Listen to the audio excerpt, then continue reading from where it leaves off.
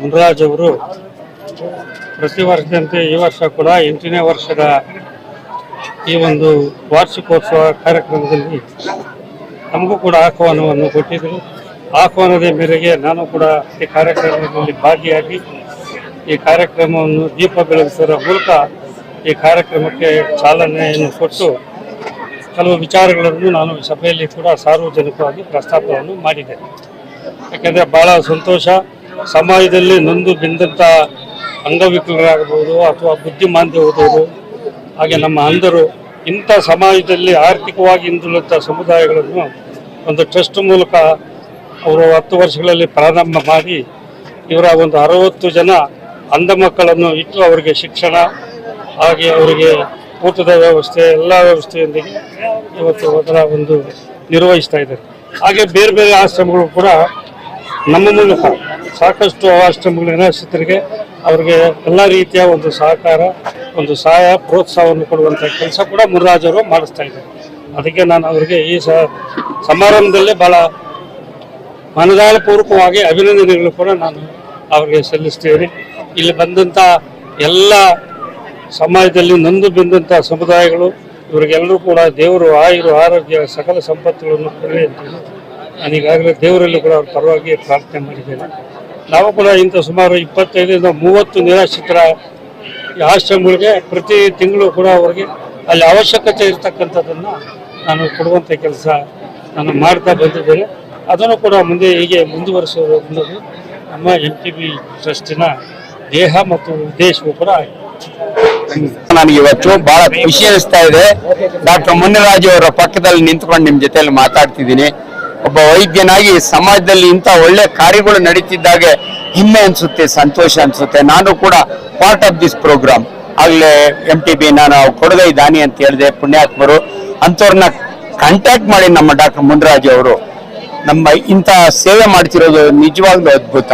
ಅದರೊಳಗೆ ಇಷ್ಟು ಜನ ಮಾಧ್ಯಮದವರು ಒಂದು ಸಿನಿಮಾ ಇದ್ರ ನಡೀತಲ್ಲ ಆ ತರ ಇಷ್ಟು ಜನ ಸೇರಿ ಇದನ್ನ ಜನಸಾಮಾನ್ಯರಿಗೆ ಮಾಡ್ತಿರೋ ಒಳ್ಳೆ ಕೆಲಸನ ತಲುಪಿಸ್ತಿದ್ದೀರಲ್ಲ, ನಿಮ್ಗೂ ಕೂಡ ಅಭಿನಂದನೆಗಳು. ನಿಜವಾಗ್ಲೂ ಇವತ್ತಿನ ಈ ವಿಕಲಚೇತನ ಅಲ್ಲ, ವಿಶಿಷ್ಟ ಚೇತನ ಮಕ್ಕಳಿಗೆ ಅವರ ಕಷ್ಟ ಏನು ಅಂತ ನನಗೆ ಗೊತ್ತಿದೆ. ಸೊ ಆ ದೃಷ್ಟಿಯಲ್ಲಿ ನಾನು ಬಹಳ ಫೆಮಿಲಿಯರ್ ಇದ್ದೀನಿ. ಎಲ್ರಿಗೂ ಗೊತ್ತು, ನಾನು ಯೂಟ್ಯೂಬ್ನಲ್ಲಿ ಕೋವಿಡ್ ಟೈಮ್ನಿಂದಲೂ ಕೂಡ ಜನಗಳಿಗೆ ಸಾಕಷ್ಟು ಧೈರ್ಯ ಹೇಳಿ ಬಂದಂತ ಒಬ್ಬ ವೈದ್ಯ. ಈ ಸಮಾರಂಭಕ್ಕೆ ಕರೆದಿದ್ದಕ್ಕೆ ನನಗೆ ಬೇರೆ ಒಂದು ಕಾರ್ಯಕ್ರಮ ಇದ್ರು ಕೂಡ ನಮ್ಮ ಶಿವು ಹೇಳಿದ್ದಕ್ಕೆ ಶಿವು ಜೊತೆಯಲ್ಲಿ ಇಲ್ಲಿ ಬಂದ್ಮೇಲೆ ಗೊತ್ತಾಯ್ತು ಆಕ್ಚುಲಿ ಮುನ್ರಾಜ್ ಅವರು ಇಂಥ ಉತ್ತಮ ಕೆಲಸವನ್ನು ಮಾಡ್ತಿದಾರ ಅಂತ. ಅವ್ರಿಗೆ ಸಪೋರ್ಟ್ ನೋಡಿ, ಎಷ್ಟು ಇಷ್ಟೊತ್ತು ಕೂಡ ನಾವು ಅವ್ರಿಗೆಲ್ಲ ಸನ್ಮಾನ ಮಾಡಿದೆ ನಾನು.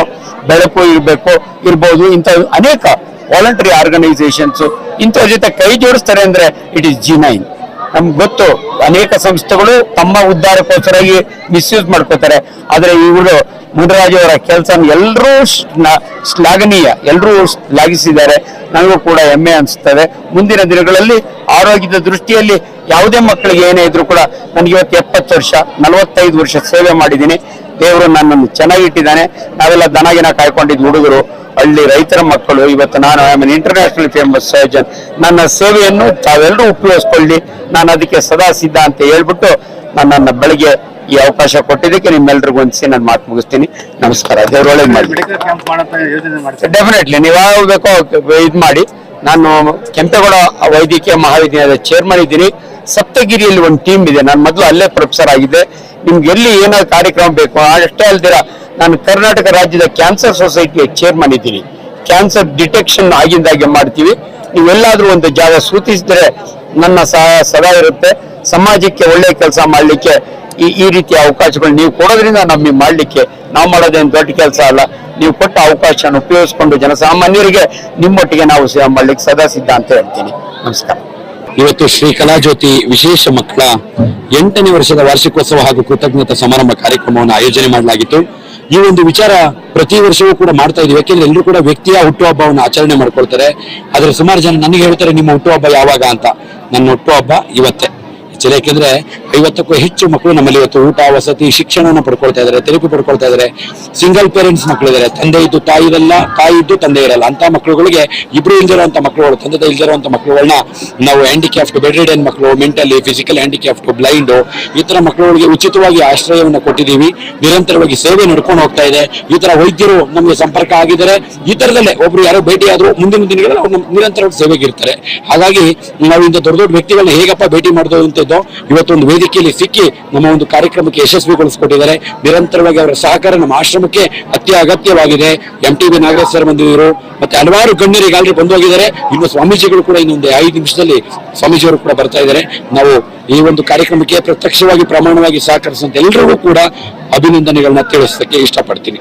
ಸಂಸ್ಥಾಪಕರಾದಂತ ಮುನಿರಾಜರವರು ಈ ಸಮಾಜದಲ್ಲಿ ಏನು ದಿವ್ಯ ಚೇತನರಿದ್ದಾರೆ ಅವರಿಗೆ ಆಶ್ರಯಾಗಿ ನಿಂತು ಅವರ ಎಲ್ಲರ ದೈಹಿಕ ಮಾನಸಿಕ ವೈಫಲ್ಯವನ್ನು ಮರೆತು ಈ ಸಮಾಜದಲ್ಲಿ ನಾವು ಕೂಡ ಮುಖ್ಯ ವಾಹಿನಿಗೆ ಬರಬಹುದು ಅನ್ನೋ ಒಂದು ಚೈತನ್ಯವನ್ನ ತುಂಬುವಂತ ಕೆಲಸವನ್ನ ತುಂಬಾ ಶ್ರದ್ಧೆಯಿಂದ ಸಂಯಮದಿಂದ ಮಾಡ್ಕೊಂಡು ಬರ್ತಾ ಇದ್ದಾರೆ. ಕಲಾಜ್ಯೋತಿ ಚಾರಿಟಬಲ್ ಟ್ರಸ್ಟ್ ನ ಈ ಒಂದು ಸಂದರ್ಭದಲ್ಲಿ ಯಾರ್ಯಾರು ಈ ಒಂದು ಸಮಾಜಮುಖಿ ಕೆಲಸಕ್ಕೆ ಸಹಕಾರವನ್ನು ನೀಡ್ತಾ ಇದ್ದಾರೆ ಅವರೆಲ್ಲರಿಗೂ ಸಹ ಕೃತಜ್ಞತೆಯನ್ನ ಸಲ್ಲಿಸುವಂತ ಒಂದು ಸಮಾರಂಭವನ್ನು ಸಹ ಹಮ್ಮಿಕೊಂಡಿದ್ದಾರೆ. ಕಲಾಜ್ಯೋತಿ ಅದು ಕೇವಲ ಕಲಾಜ್ಯೋತಿ ಅಂದ್ರೆ ಬರೀ ಪ್ರದರ್ಶನಕ್ಕೆ ಅಲ್ಲ. ಈ ಒಂದು ಕಲಾಜ್ಯೋತಿ ಯಾರು ದುರ್ಬಲರಿದ್ದಾರೆ, ಯಾರು ದೀನರಿದ್ದಾರೆ, ಯಾರು ವಿಕಲಚೇತನರಿದ್ದಾರೆ ಅವರಲ್ಲಿ ಆತ್ಮಜ್ಯೋತಿಯನ್ನ ಹಚ್ಚಿ ಆ ಮೂಲಕ ಉದ್ದೀಪನಗೊಳಿಸುವಂತ ಕೆಲಸವನ್ನ ನಿಜಕ್ಕೂ ಮಾಡ್ತಾ ಇದೆ ಅಂತ ಹೇಳಿ ಈ ಸಂದರ್ಭದಲ್ಲಿ ಈ ಒಂದು ಸಂಸ್ಥಾಪಕರಾದಂತ ಮುನಿರಾಜರವರಿಗೆ ಭಗವಂತ ಮತ್ತಷ್ಟು ಶಕ್ತಿಯನ್ನ ಕೊಡ್ಲಿ. ಯಾರು ಈ ಜಗತ್ತಿನಲ್ಲಿ ನಮಗೆ ಏನೂ ಇಲ್ಲ, ನಾವೆಲ್ಲರೂ ಸಹ ಭಗವಂತ ನಮ್ಮಲ್ಲಿ ಏನೋ ಕಿತ್ಕೊಂಡ್ಬಿಟ್ಟಿದ್ದಾನೆ ಅಂತ ಭಾವನೆ ಇರುತ್ತಲ್ಲ, ಅವರೆಲ್ಲರ ಭಾವನೆಯನ್ನ ಹುಸಿಗೊಳಿಸಿ ಅವರಲ್ಲಿ ಆತ್ಮಶಕ್ತಿಯನ್ನ, ಆತ್ಮ ಚೈತನ್ಯವನ್ನ ತುಂಬುವಂತ ಕೆಲಸವನ್ನ ಈ ಕಲಾಜ್ಯೋತಿ ಟ್ರಸ್ಟ್ ಮಾಡ್ಲಿ. ಆ ಶಕ್ತಿಯನ್ನ ಭಗವಂತ ಅವರಿಗೆ ಮುನಿರಾಜ್ ಗೌಡ್ರಿಗೆ ಕೊಡ್ಲಿ ಅಂತೇಳಿ ಹಾರೈಸ್ತೇನೆ.